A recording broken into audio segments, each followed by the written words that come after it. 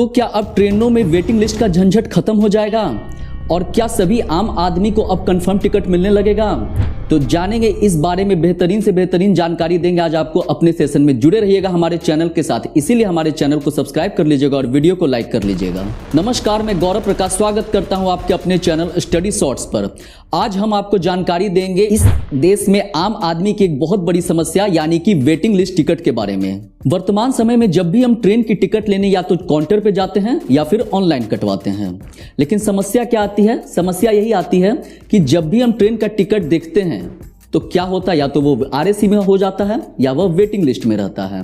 और यह सबसे बड़ा प्रॉब्लम है आज के डेट में। एक नॉर्मल, एक मध्यम वर्गीय के लिए यह बहुत बड़ा प्रॉब्लम हो गया है। हर आदमी के पास इतना पैसा तो है नहीं कि वो फ्लाइट का टिकट कराए, या हर आदमी के पास इतना पैसा भी नहीं है कि वो तत्काल में टिकट ले। लेकिन यही दो रास्ता है जो आपको कंफर्म पहुंचा देता है आपके गंतव्य स्थान तक। आखिर ऐसी क्या बात है कि फ्लाइट में टिकट सेम डे भी मिल जाता है? अगर आपको आज के आज पटना टू दिल्ली जाना है तो आपको टिकट मिल जाएगा, भले ही वह महंगा रहेगा लेकिन टिकट आपको मिल जाएगा। लेकिन ये इस बात की कोई गारंटी नहीं है कि आपको तत्काल में टिकट मिलेगा या नहीं मिलेगा।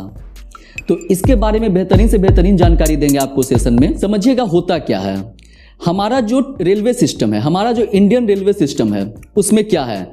उसमें वर्तमान में यही चीज चल रहा है कि अगर कोई व्यक्ति ट्रेन से जा रहा है और वो छोटी दूरी के लिए ही क्यों ना जा रहा है, तो होता क्या है, इसमें बड़ी दूरी के भी पैसेंजर को सीट नहीं मिलता है। उदाहरण के लिए समझिएगा, जैसे कि कोई व्यक्ति है, वो मुगल सराय से कानपुर का टिकट लेता है और मुझे जाना है पटना टू दिल्ली, और जब मैं पटना टू दिल्ली सर्च करूंगा तो मुझे तो टिकट दिखेगा ही नहीं, क्योंकि कुछ व्यक्ति ऑलरेडी पहले से ही ले चुके हैं मुगल सराय से कानपुर का टिकट। इस कारण से क्या होता है कि छोटी दूरी के कारण बड़ी दूरी के टिकट हमें अब नहीं मिल पाते हैं। और अगर आप काउंटर पर जाते हैं और टिकट मांगते हैं, पटना टू दिल्ली का टिकट है, तो काउंटर वाला तो साफ मना कर देता है। वह बोलता है कि नहीं है।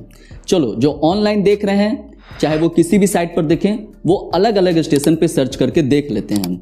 लेकिन जो ऑनलाइन सर्च नहीं कर रहे हैं उनके पास यह भी ऑप्शन नहीं बचता है। तो ऑप्शन क्या बचता है उनके पास? ऑप्शन यही बचता है कि या तो वो तत्काल से टिकट लें एक दिन पहले जाकर, या फिर फ्लाइट से चले जाएं। अगर वो फ्लाइट से जाते हैं तो ठीक, क्योंकि तत्काल में तो टिकट मिलना भी इतना आसान नहीं है। तो आखिर अब होगा क्या? समझिएगा इस बात को। हमारा जो फ्लाइट है या इंडियन फ्लाइट जो है वो किस सिस्टम पर काम करता है? वो काम करता है आर्टिफिशियल इंटेलिजेंस पे, यानी कि एआई सिस्टम पे। अब ये एआई सिस्टम क्या है भैया? तो जो हम लोग ऑनलाइन सर्च करते हैं, यहाँ से यहाँ का कितना सीट खाली है, वही काम वहाँ पे मैनुअल नहीं होता है, मशीन के द्वारा होता है। इसी को हम कहते हैं आर्टिफिशियल इंटेलिजेंस। तो जो काम मैनुअल ना होकर मशीन के द्वारा हो और ज़्यादा तेज रफ्तार में हो, तो इसको हम क्या कहते हैं? That is called artificial intelligence. अगर ये आ जाए, अगर ये भारतीय रेलवे में अच्छे तरीके से आ जाए, तो मैं आपको बता दूं, एक ट्रेन एक साल में भारतीय सरकार को 1 करोड़ से ज्यादा का नफा देने वाली है। जी हां, आप सही सुन रहे हैं। एक ट्रेन एक साल में भारतीय सरकार को 1 करोड़ से ज्यादा का नफा देने वाली है।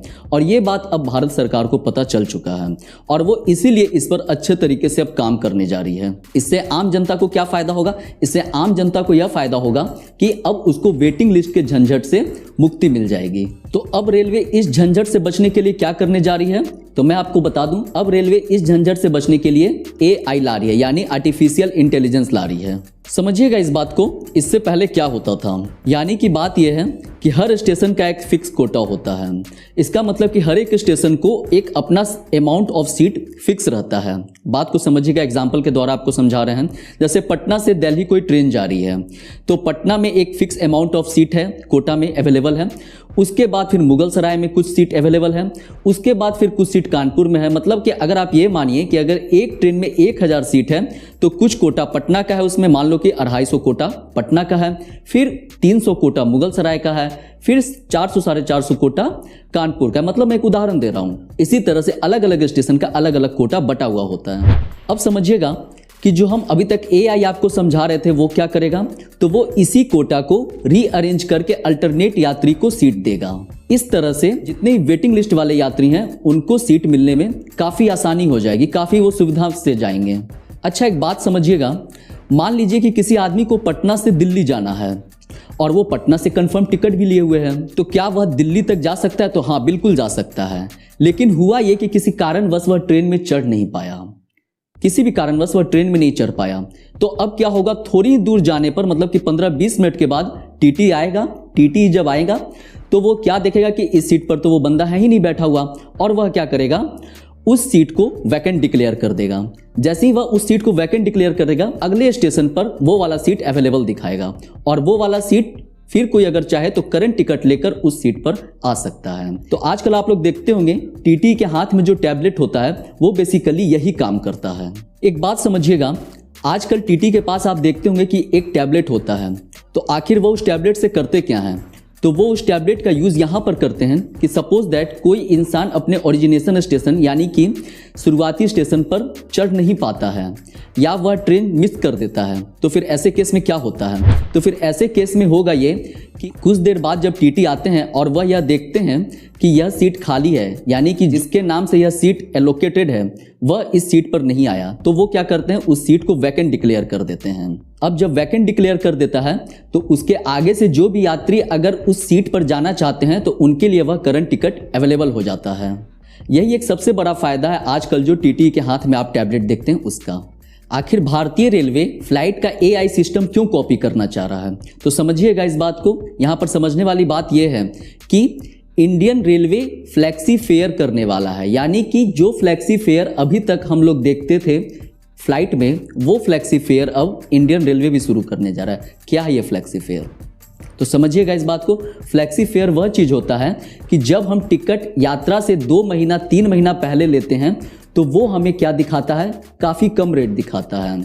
लेकिन अगर आपको नहीं पता है कि हम 2 महीना या 3 महीना बाद कंफर्मली या श्योरली हम जाने वाले हैं, तो फिर हम क्यों लेंगे टिकट।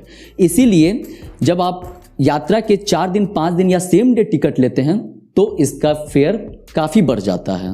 एग्जाम्पल के लिए समझिएगा, जैसे पटना से दिल्ली कोई फ्लाइट है, अगर आप 2 महीने पहले का टिकट देखते हैं तो आपको रेट लगेगा कि 4,000 रुपये है, ठीक है। लेकिन अगर आप आज या 2-3 दिन बाद का टिकट देखेंगे तो वह आपको दिखाएगा 10,000 12,000 इस टाइप से। तो इसी को हम कहते हैं फ्लैक्सी फेयर, और सेम टू सेम चीज लाने जा रही है भारतीय रेलवे। इस सिस्टम को लाने का काम कौन कर रहा है, तो CRIS यानी centre for railway information system. इसी के द्वारा आइडियल ट्रेन प्रोफाइल नाम से एक AI मॉड्यूल बनाया गया है। इसका पायलट प्रोजेक्ट कितने जोन में स्टार्ट किया गया है, तो इसका पायलट प्रोजेक्ट 7 जोन में स्टार्ट किया गया है। वो 7 जोन कौन कौन से हैं, तो ईस्टर्न है, नॉर्दर्न है, सॉदर्न है, सेंट्रल है, साउथ सेंट्रल है, वेस्टर्न है और वेस्टर्न सेंट्रल रेलवे है। अगर बात करें AI की यानी आर्टिफिशियल इंटेलिजेंस की, तो वो ओवरनाइट वाले ट्रेन में बहुत अच्छे से काम नहीं करता है। लेकिन जो ट्रेन दिन में चलने वाली है या जिसको रात में नहीं जाना पड़ता है, तो वैसे ट्रेन में AI बहुत अच्छे तरीके से काम करता है।